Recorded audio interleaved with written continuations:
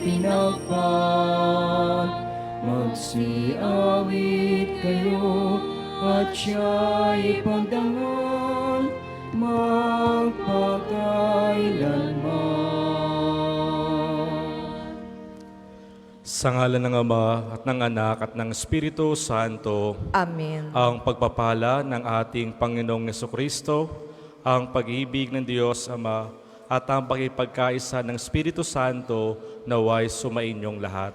At sumaiyo rin. Magandang tanghali po sa inyong lahat Magandang tanghali po, Father. at maligayang pagdating sa Pambasang Dambana ni Santo Padre Pio dito po sa siyudad ng Santo Tomas.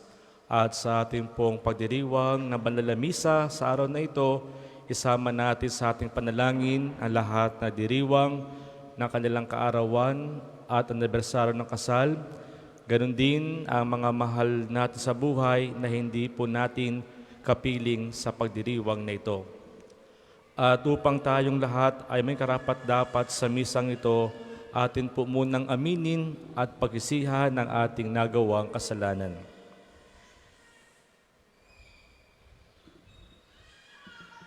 Buong kapakumbabaan natin pong sabihin, inaamin ko sa makapangyarihan Diyos at sa inyo mga kapatid, na lubha kong nagkasala sa isip, sa salita at sa gawa, at sa aking pagkukulang. Kaya sinasamo ko sa mahal na Birheng Maria, sa lahat ng mga anghel at mga banal, at sa inyo mga kapatid, na ako'y panalangin sa Panginoong ating Diyos. Kawa nawa tayo ng makapangyarihan Diyos, patawarin tayo sa ating mga kasalanan at patnubayan tayo sa buhay na walang hanggan. Amen. Panginoon, kaawaan mo kami. Panginoon, kaawaan mo kami. Kristo, kaawaan mo kami. Kristo, kaawaan mo kami. Panginoon, kaawaan mo kami. Panginoon, kaawaan mo kami.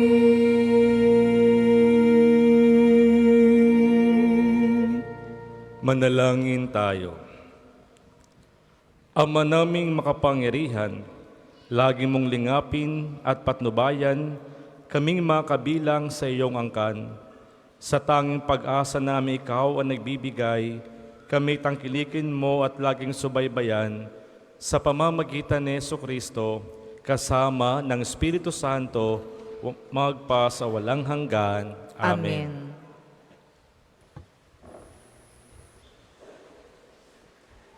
Pagbasa mula sa unang aklat ng mga hari. Nang matanda na si Solomon, nahikayat siya ng kanyang mga asawang taga-ibang bansa na sumamba sa kanilang mga Diyos-Diyosan. Hindi siya nanatiling tapat sa Panginoon. Hindi niya sinundan ang halimbawa ni David na kanyang ama. Sumamba siya kay Astarte, ang diyosa ng mga Sidonyo, at kay Nikom, ang kasuklam-suklam na Diyos-Diyosan ng mga Amonita. Ginawa nga ni Solomon ang pinagbabawal ng Panginoon at hindi niya sinundan ang halimbawa ng kanyang amang si David na naglingkod ng buong katapatan sa Panginoon.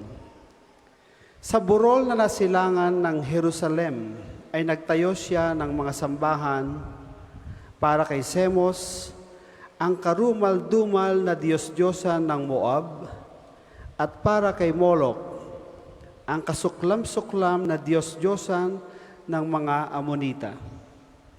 Pinagpagawa niya ng kanya-kanyang mga dambana ang mga Diyos-Diyosan ng lahat niyang mga asawang dayuhan, at ang mga ito'y nagsuob doon ng kamanyang at naghain ng mga handog. Nagalit ang Panginoon kay Solomon dahil sa ginawa niyang ito. 2 beses na nagpakita sa kanya ang Panginoon at pinagbawalan siyang maglingkod sa mga Diyos-Diyosan.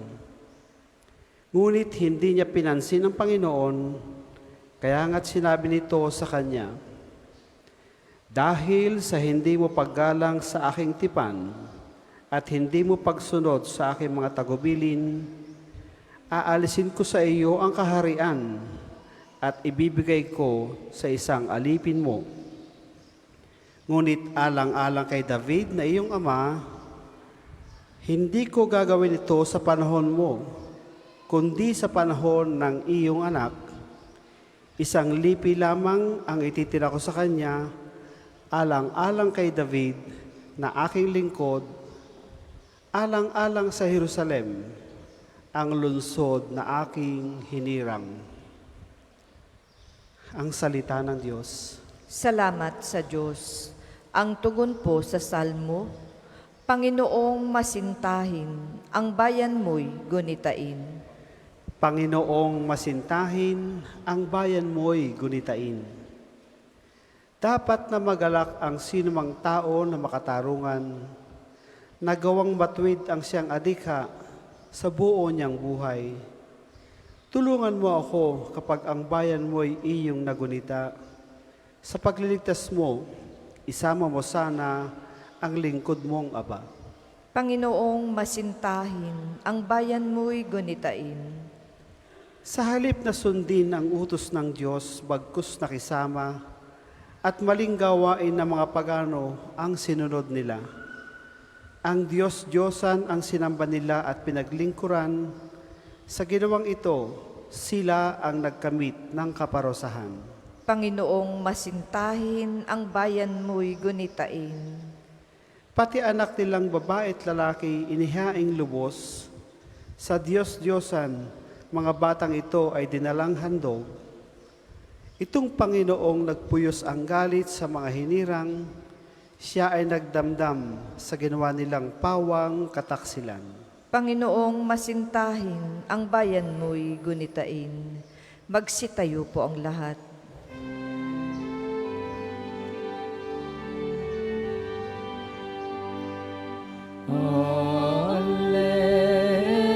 Hallelujah, hallelujah,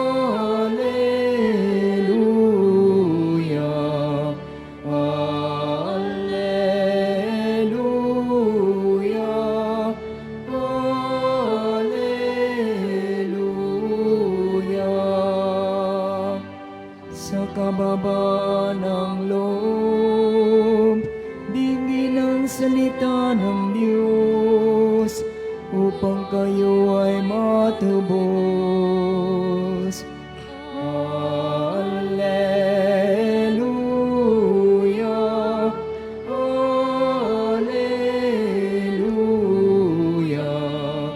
hallelujah, hallelujah,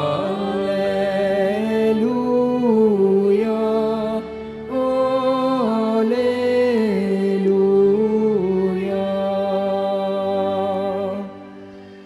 Sumainyo ang Panginoon, At sumayo ang rin. mabuting balita ng Panginoon ayon kay San Marcos. Papuri sa iyo, Panginoon. Noong panahong iyon, nagtungo si Jesus sa lupain ng Tiro at tumuloy sa isang bahay doon. Ayaw sana niyang malaman ni Numan na naroon siya, subalit hindi gayon ang nangyari. Ang pagdating niya ay nabalitaan ng isang inang may maliit na anak na babaeng inaalihan ng masamang espiritu.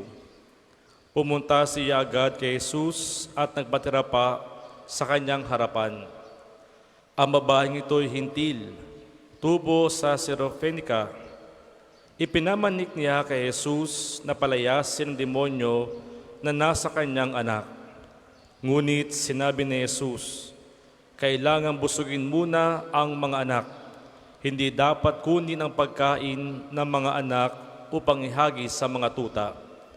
Tunay nga po, Panginoon, tugon ng babae. Ngunit ang mga tuta ang magnasa ilalim ng hapag ay naninimot ng mga mumunalaglag ng mga anak. Kaya't sinabi sa kanya ni Jesus, dahil sa sinabi mo, maaari ka nang umuwi. Iniwan na ng demonyo ang iyong anak. Umuwi ang babae at naratnan niya sa higaan ang bata. Iniwan na nga ng demonyo. Mga minamahal na mga kapatid, ang mabuting balita ng Panginoon. Pinupuri ka namin, Panginoong Heso Kristo. Magandang tanghali po sa inyong lahat.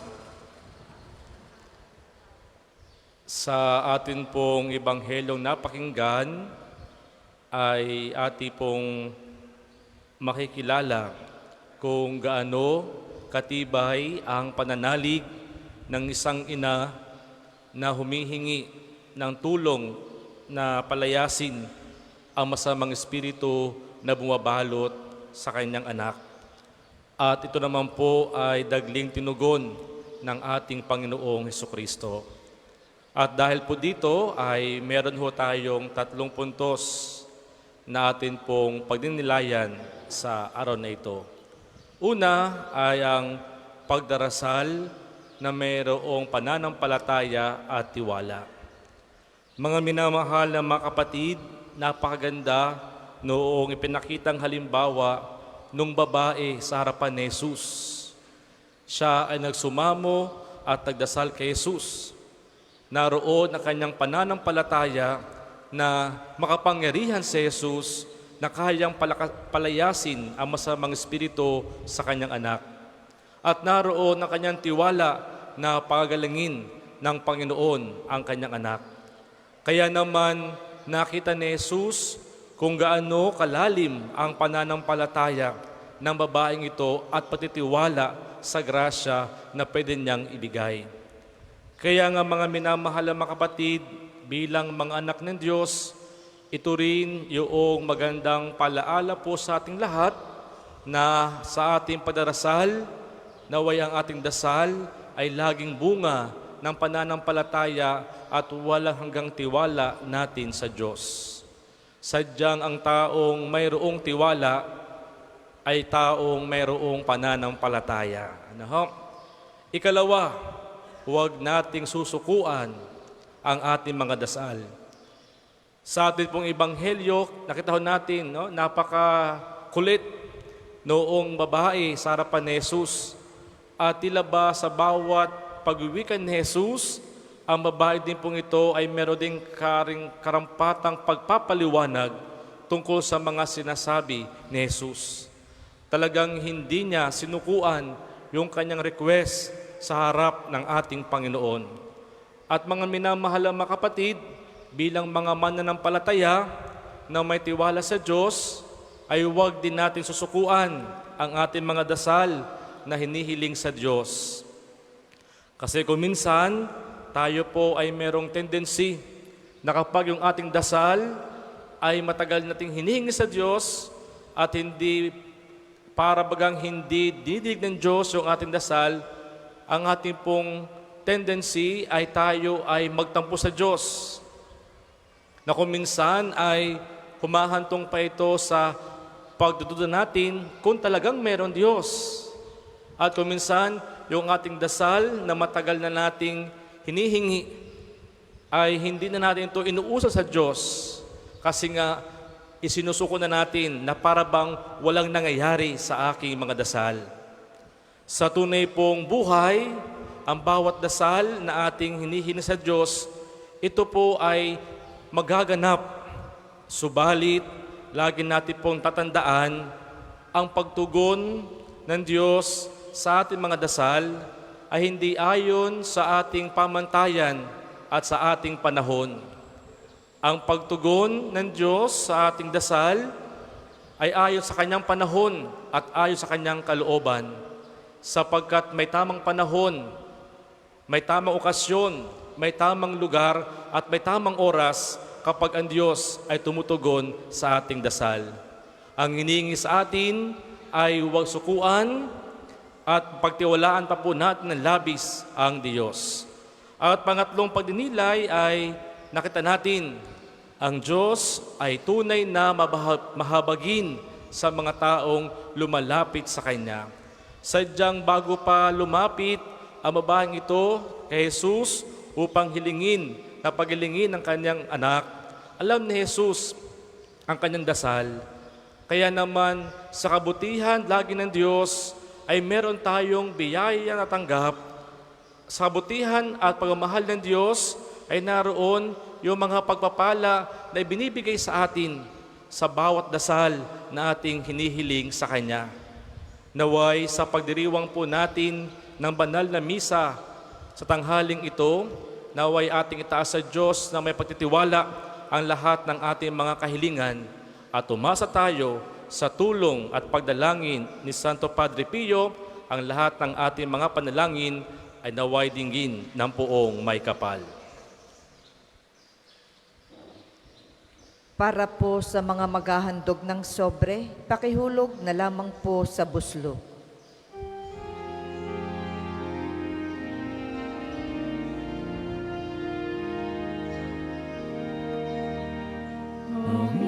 Panginoon, narito kami ngayon,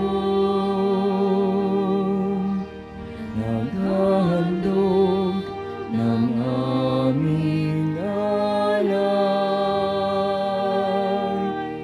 Dala namin ang alak at tinapay na bunga ng aming pagsisikap.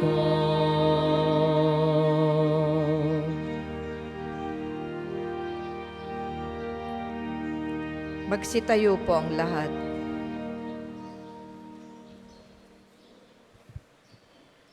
Manalangin kayo mga kapatid upang ang paghahain natin ay kalugdan ng Diyos amang makapangyarihan. Tanggapin nawa ng Panginoon itong paghahain sa iyong mga kamay, sa kapurihan niya at karangalan, sa ating kapakinabangan at sa buong sambayan niyang banal. Ama naming lumikha, ang pagkaing inuming narito ay iyong ginawa upang mapalakas kaming mga mahihina. Ipagkalubong ito ay aming mapagsaluhan bilang pakinabang sa buhay mong magpakailanman. Sa pamagitan ni Jesucristo, kasama ng Espiritu Santo, magpa sa walang hanggan. Amen. Sumainyo ang Panginoon, At sumayo rin. itaas sa Diyos ang inyong puso at diwa. Tinaas na namin sa Panginoon. Pasalamatan natin ang Panginoong ating Diyos. Marapat na siya ay pasalamatan. Ama naming makapangyarihan, tunay ngang marapat na ikaw ay aming pasalamatan. Pinagbibigyan mong ito'y aming maihayag, kahit na ito'y walang anumang may daragdag, sa kadakilaang sa iyo ay likas. Sa pagupuri namit ang nakikinabang, ay kami ring iyong pinakikiharapan, sa pamagitan ng iyong anak na minamahal. Kaya kaisa ng mga anghel, na nagsisiawit ng papuri sa iyo, nang walang humpay sa kalangitan, kami nagbubunyi sa iyong kadakilaan.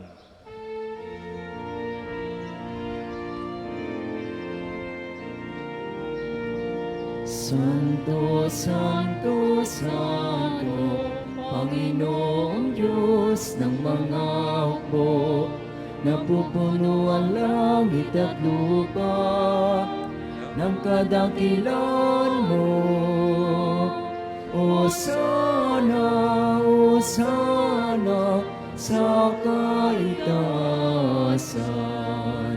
pinagpalang na paririto sa ngalan ng Panginoon. Hosana, Hosana sa kaitaasan.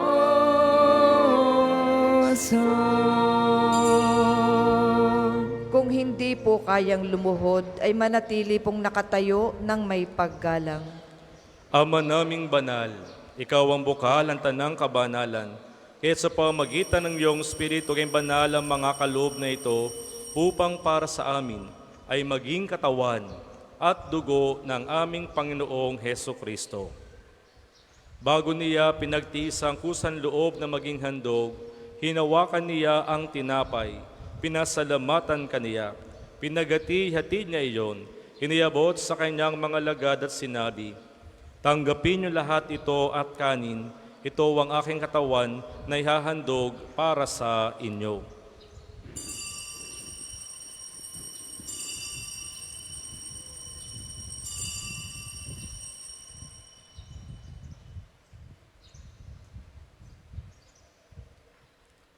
Gayon din naman nang matapos ang hapunan, hinawakan niya ang kalis, muli kanyang pinasalamatan.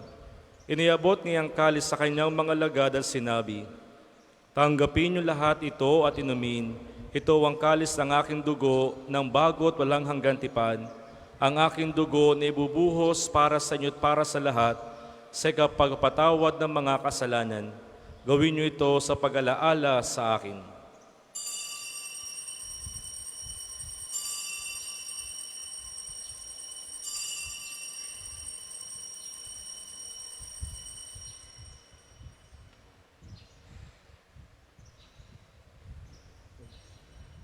Ipagbunyi natin ang misteryo ng pananampalataya. Si Kristo'y namatay, si Kristo ay nabuhay, si Kristo'y babalik sa wakas ng panahon. Ama, ginagawa namin ngayon ang pag-alaala sa pagkamatay at muling pagkabuhay ng iyong anak. Kaya't inaalay namin sa iyo ang tinapay na nagbibigay buhay at ang kalis na nagkakaloob ng kaligtasan. Kami nagpapasalamat dahil kami ay iyong minarapat tumayo sa harap mo para maglingkod sa iyo. Isinasamo namin kami magsalo-salo sa katawan at dugo ni Kristo ay mabuklod sa pagkakaisa sa pamamagitan ng Espiritu Santo. Ama, lingapin mo ang iyong simbahang laganap sa buong daigdig. Puspusin mo kami sa pag-ibig kaysa ni Francisco na aming Papa at ni Gilbert na aming Arsobispo at ng Tanang Kaparian. Alalahanin mo rin ng mga kapatid naming nahimlay na may pag-asang sila'y muling bubuhay. Gayon din ang lahat ng mga pumanaw. Kaawaan mo sila at patuloyin sa iyong kaliwanagan. Kaawaan mo at pagindapatin kaming lahat na makasalo sa iyong buhay na walang wakas. Kaysa ng mahal na Birheng Maria na Ina ng Diyos, ni San Jose na kanyang kalisinisang esposo, kaysa ng mga apostol at lahat ng mga banal na namuhay dito sa daigdig ng kalugod-lugod sa iyo, may pagdiwang nawa namin ang pagpupuri sa kararangal mo sa pamamagitan ng iyong anak na aming Panginoong Heso Kristo. Sa pamamagitan ni Kristo, kasama niya at sa Kanya, ang lahat ng parangal at papuri ay sa iyo, Diyos Amang makapangyarihan, kasama ng Espiritu Santo, magpa sa walang hanggan. Amen. Amen. Amen. Sa tagubilin ng mga nakagaling na utos at turo ni Jesus na pag natin at Diyos, ipahayag po natin ng lakas loob. Ama namin, sumasalangit ka, sambahin ang ngalan mo, mapasa amin ang kaharian mo, sundin ang loob mo dito sa lupa para nang sa langit. Bigyan mo kami ngayon ang aming kakanin sa araw-araw. At patawarin mo kami sa aming mga sala para na pagpapatawad namin sa nagkakasala sa amin at huwag mo kami ipahintulot sa tukso at diya mo kami sa lahat ng masama. Hinihiling namin kami, Diya, sa lahat ng masama, pagkalooban ng kapayapaan araw-araw, iligtas sa kasalanan at ilayo sa lahat ng kapahamakan, samantalang aming pinanabikan ang dakilang araw ng pagpapahayag ng tagapagligtas naming si Hesu Kristo. Sapagkat iyo ang kaharian at ang kapangyarihan at ang kapurihan magpakailanman. Amen. Panginoong Jesucristo, sinabi mo sa iyong mga apostol, kapayapaan ang iniiwan ko sa inyo, ang aking kapayapaan na binibigay ko sa inyo. Tunghayan mo ang aming pananampalataya at huwag ang aming mga pagkakasala. Pagkalooban mo kami ng kapayapaan at pagkakaisa ayon sa iyong kalooban, kasama ng Espiritu Santo, magpa sa walang hanggan. Amen. Ang kapayapaan ng Panginoon naway laging sumainyo. At sumaiyo rin. Magbigayan kayo ng kapayapaan sa bawat isa.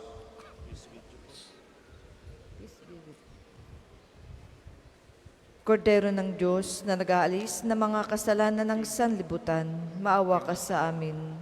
Kordero ng Diyos na nag-aalis ng mga kasalanan ng sanlibutan, maawa ka sa amin. Kordero ng Diyos na nag-aalis ng mga kasalanan ng sanlibutan, ipagkaloob mo sa amin ang kapayapaan. Kung hindi po kayang lumuhod, ay manatili pong nakatayo ng may paggalang.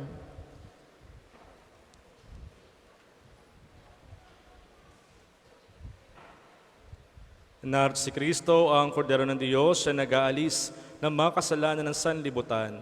Mapalad ang mga inaniyahan sa kanyang banal na piging.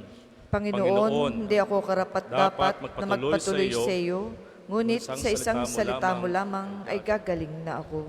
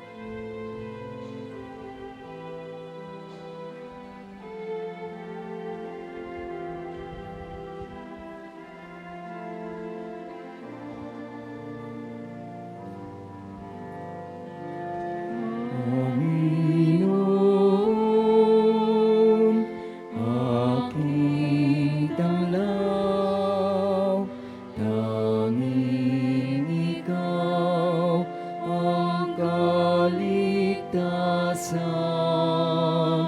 Sa panganib, ingatan ako, ang lingkod mo nananalig sa'yo. Ang tawag ko'y iyong pakinggan, lingapin mo at kabagan.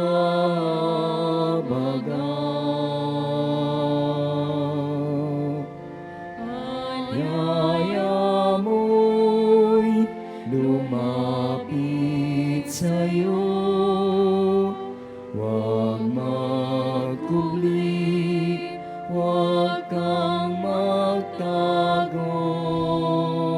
Sa bawat sulok ng mundo, ang lingkod mo'y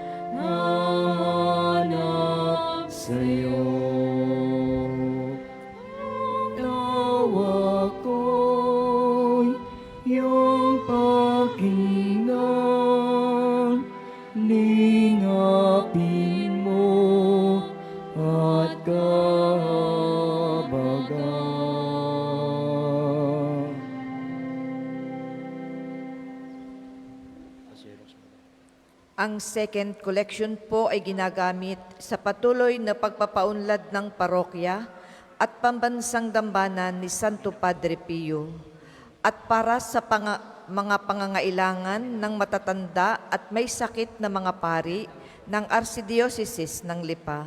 Salamat po sa inyong handog. Ang tawag ko'y iyong pakinggan, lingapin mo at kahabagan.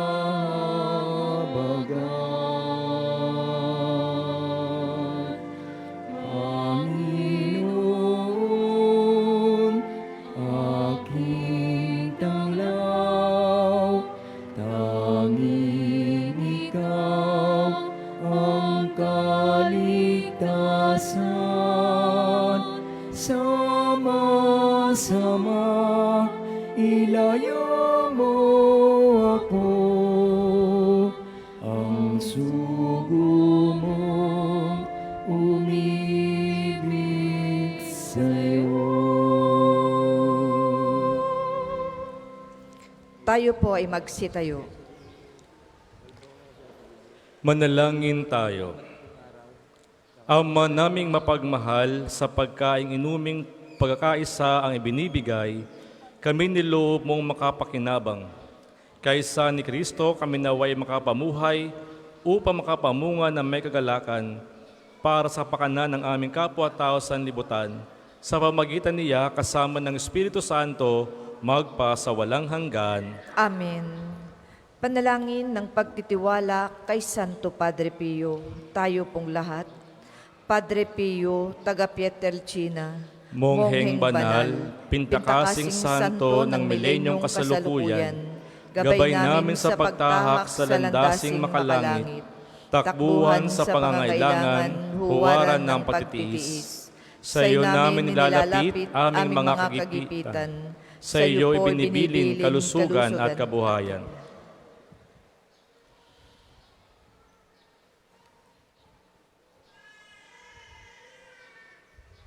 Di man karapat-dapat, Kami po ay pagbigyan, bendisyonan at basbasan, maging ganap sa buhay. Lumayo nawa kami, umiwas sa kasalanan, lumapit lagi sa Diyos, maging matatag at matibay. Sa mabuting balita ng pagliligtas, turuan mo kami nawa, sa tuwin ay makinig, magnilay at sumampalataya. Amin pong pakiusap itong aming mga kahilingan, puso'y nagsisisi, nagtitikang taimtiman. Di na muling magkasala, sunod lagi sa Diyos Amang, kaisa ng Espiritu at ni Jesus tagapamagitan. Amen. Ang lahat po ay magsiupo para po sa mga patalastas. Una, sa inyong pagdalaw sa pambansang dambana, mangyaring pakaingatan ang inyong mga personal na gamit. Hangad namin ang isang matiwasay at maayos na pagbisita sa National Shrine. Ikalawa, mga kapiyo, kami po ay humihingi ng inyong kaunting oras at pakikiisa para sa pagsusulat ng inyong mga pangalan at ilang detalye sa ating Pilgrim's Information Record Books na makikita sa paligid ng ating simbahan. Ito po ay bahagi ng documentation program para sa pagpapalawig ng mga datos at turismong pangsimbahan at bilang alaala din ng inyong pagbisita sa pambansang dambana. Para po sa ating mga balikbayan, OFW at mga kasama niyong foreigners, doon po kayo magsusulat sa International Pilgrim's Record Book.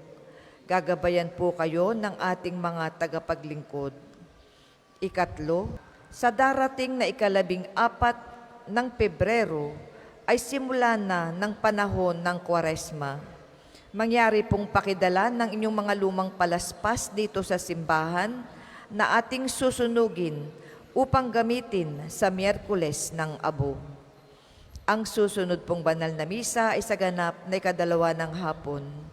Maraming salamat po at mangyaring panatilihin natin ang kalinisan, katahimikan at diwa ng pananalangin sa loob at labas ng ating mga simbahan. Magsitayo na po ang lahat para sa pagbabasbas ng religious articles. Mga kapatid, manalangin tayo sa Diyos sa mga makapangyarihan upang tayo ay maging kawangis ni Kristo sa taimtim na pagdalangin sa tulong ng mga larawan at mga dasalan. O Panginoon Diyos, Ikaw ang bukal ng lahat ng pagpapala at biyaya. Ibuhos mo ang iyong bendisyon sa mga gamit na ito sa mga pananalangin na nagpapalaala ng iyong kabutihan, kabanalan at pagmamahal sa amin upang ang lahat ng dumulog at pagdasal gamit ang mga ito ay magtamo ng iyong awa at biyaya. Loobin mong tularan nila ang kabanalan at aral ng Panginoon at ng mga santo magpa sa walang hanggan. Amen. Ama namin, sumasalangit ka, sambahin ang ngalan mo, mapasa amin ang kaharian mo, sundin ng loob mo dito sa lupa para ng sa langit. Bigyan mo kami ngayon ng aming kakanin sa araw-araw at patawarin mo kami sa aming mga sala para ng pagpapatawad namin sa nagkakasala sa amin. At huwag mo kaming ipahintulot sa tukso at iadya mo kami sa lahat ng masama. Amen. Aba, Ginoong Maria, napupuno ka ng grasya. Ang Panginoong Diyos ay sumasa iyo. Bukod kang pinagpala sa babaing lahat, at pinagpala naman ang iyong anak na si Jesus. Santa Maria, Ina ng Diyos, panalangin mo kaming makasalanan, ngayon at kung kami mamamatay. Amen. Luwalhati sa Ama, sa Anak, at sa Espiritu Santo, kapara nung una ngayon at magpasawalang hanggan. Amen. Luwalhati sa Ama, sa Anak, at sa Espiritu Santo, kapara nung una ngayon at magpasawalang hanggan. Amen. Luwalhati sa Ama, sa Anak, at sa Espiritu Santo, kapara nung una ngayon at magpasawalang hanggan. Amen. Sumainyo ang Panginoon At at sumayo rin. pagpalain kayo ng mga pangyarihan Diyos, Ama at Anak at Espiritu Santo. Amen. Tapos ng misa, humayo kayong mapayapa. Salamat sa Diyos. Umayo at ibayan, Kanyang pagkaling at habag. Isa buhay, pag-ibig at katarungan, tanda ng Kanyang kaharian.